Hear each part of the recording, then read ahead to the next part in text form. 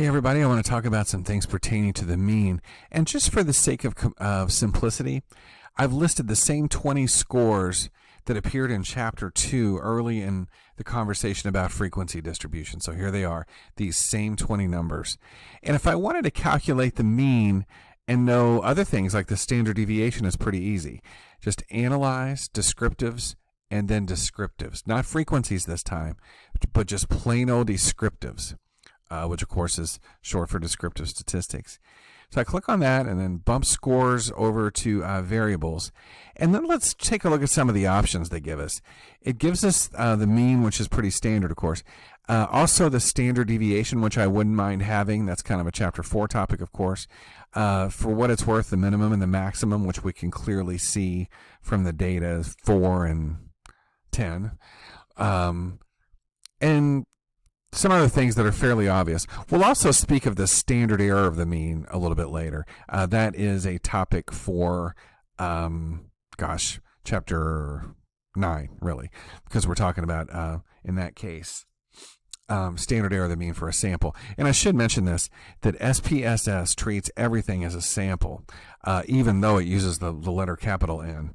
Just kind of a quirky thing. By the way, it also will give us skewness.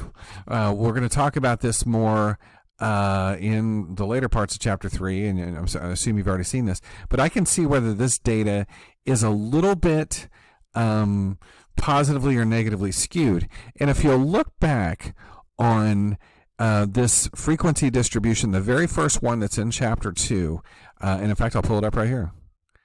Let me back up just a smidge. Moving backwards. Chapter 2. Here it is. Thanks for waiting. This one, the numbers stack up towards the high end. So they're stacked up over towards the right.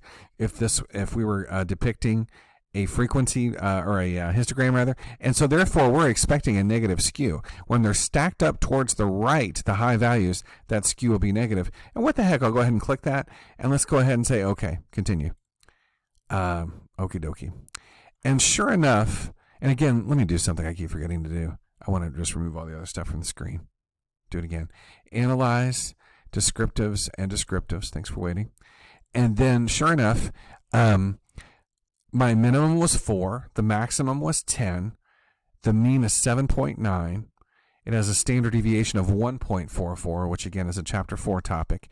And just as expected, that skewness was very negative, at negative 0.96. So that's worth a mention. It's fairly easy to get at that. Do you know what else I want to do that's a little bit crazy, that talks about some of the maxims that we talked about?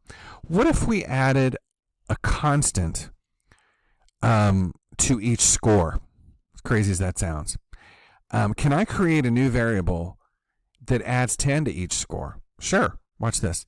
Transform compute variable, and I'm going to name a new variable called scores plus 10. That's all it's called. Equals scores, and I'm going to just add 10.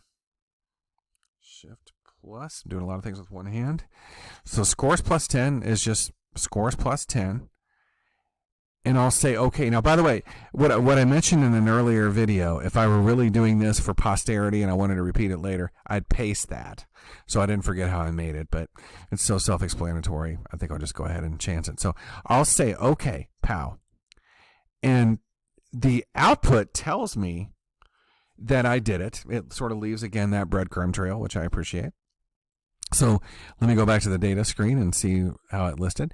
And sure enough, by default, thank goodness, it was a scale. Now, as we look at, and I know that it was rendered as a scale variable because the ruler, so I appreciate that. What would we expect then? If I go to the output, what's the new mean going to be if I added 10? Will it be 7.9? No, it'll be 17.9. I added 10. Now, here's a curveball question.